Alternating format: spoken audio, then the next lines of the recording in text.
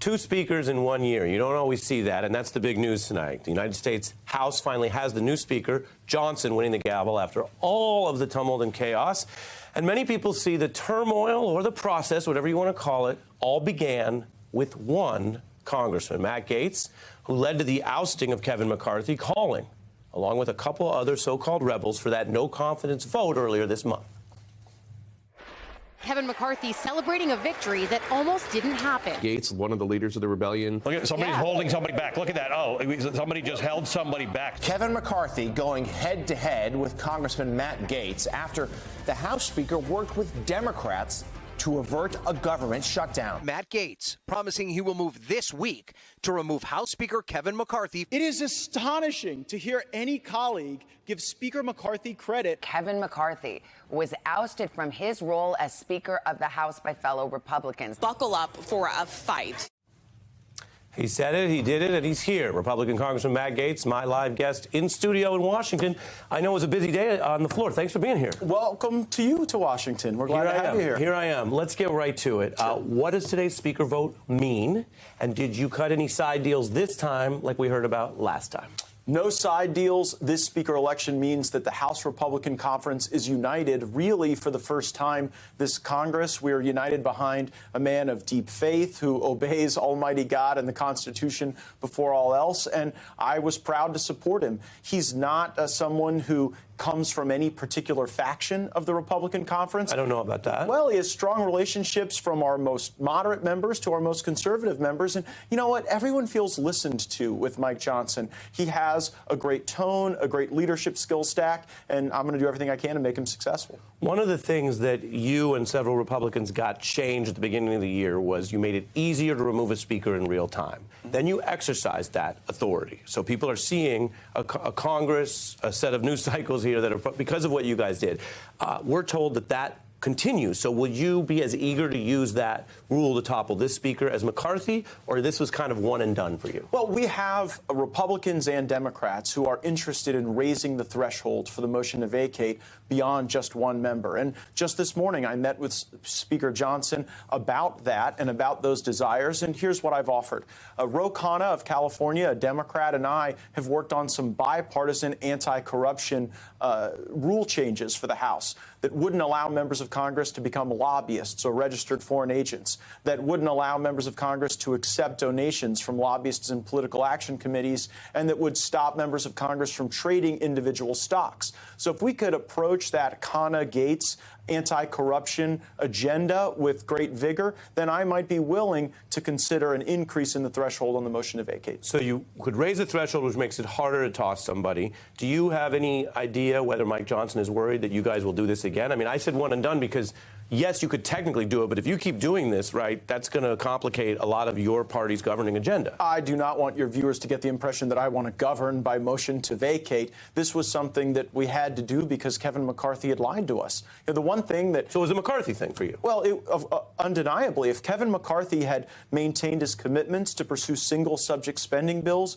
if he had released the January 6th tapes, if he had called for the votes on a balanced budget amendment and term limits as he had promised, then he would likely still be Speaker today. It wasn't about the man so much as his unwillingness to adhere to the agreement that he had made. Well, you know, we keep it real around here, and I appreciate you coming on. It seemed sometimes somewhat about the men, because you seem to have beef with him and him with you. It did seem at times to get quite tense. Let me ask you about the funding. Well, that's not true, though. I want to push back on that because I can cite specific things that Kevin McCarthy agreed to do. And the reason I brought this motion to vacate is when I went home to my constituents, they looked at me and said, Matt, you promised us a term limit vote. You promised us a balanced budget vote. He's not doing these things. And you said there was a one-person motion to vacate. So it was really accountability for policy and procedure failures more than it was any beef. We have informed viewers, and they've lived through it and watched it all, so they can adjust and assess what you're saying based on what they saw, because we saw that. But I do want to get you, while I have you on, one of the things that you all said was bad was that you said Kevin McCarthy was working with Democrats or doing so in the wrong way. Let me show you. Take a look. Working with the Democrats is a yellow brick road that has been paved by Speaker McCarthy. The Speaker fought through 15 votes in January to become Speaker, but was only willing to fight through one failed CR before surrendering to the Democrats. The only time that we lost the conservative agenda was when Kevin McCarthy went behind the Republican conference and was able to retain a majority of Democrat votes. You and others said that. And yet, this is the question I've been dying to ask you. I haven't seen you in person since this all went down. Look at this chart. Congressman Gates, you were in the minority. You partnered with over 200 Democrats to oust Kevin McCarthy. And so the question to you, and this is not a left or right question, as you know, there are conservatives and Republicans who've raised this issue with you in this recent time.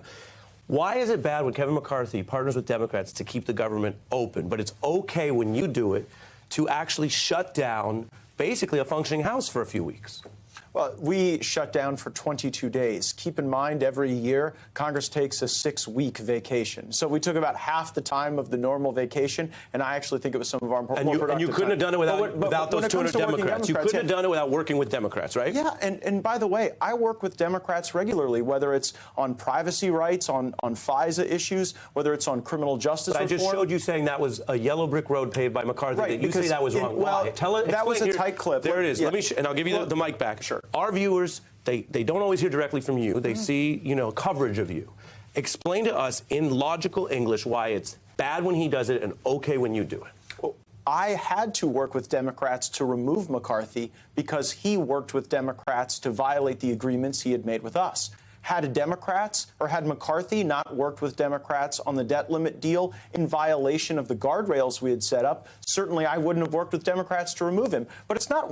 I think we're being a bit reductive here. It's okay to work with Democrats in divided government. It's actually necessary and required if you want to do the essential functions of government. What's not okay is for Kevin McCarthy to blow through the guardrails we set. For example, we told him that he was authorized to negotiate a debt limit deal that was to a certain date or a certain dollar amount, whichever came first. He then blew through those guardrails to just suspend the debt limit entirely until January of 2025. We've already accrued $2 additional trillion in debt. Right. So you're saying, look, people can assess that, like I said, for themselves. You're saying that that was the enforcement against deals you'd already made. I'm running out on time here, but finally, big picture, take it all together.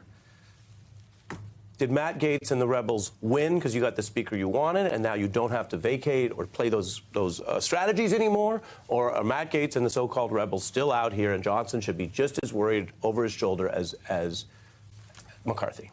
It's the former. We are here to make Mike Johnson as successful as a speaker as he can possibly be. He has sat next to me for 7 years on the House Judiciary Committee. We served together on House Armed Services. We have very aligned perspectives on a vast majority of issues. So this is our guy. This isn't a guy that we're going to chase around with a motion to vacate. This is a guy we're going to do everything we can to pour into and make successful. I gave you time. I want to mention for viewers, it's your guy, which is different from how we started the interview, which he said he's everybody's guy. He's across the board. But now he's your side's. Well, your team's guy. Look, he can be our guy and he can be the guy for other folks. Everybody voted for him. But I think people can be enthusiastic about Mike Johnson for different reasons. Yeah. I'm very enthusiastic about him being an honest man, a true conservative. I think others that might not hold his perspective on some of those policy questions really like his leadership style. Well, I thank you for coming in. When it comes to the speaker news, you have been a big part of it and been in the news. I appreciate you coming on the beat tonight. Thanks for having me. Absolutely. Congressman Matt Gaetz.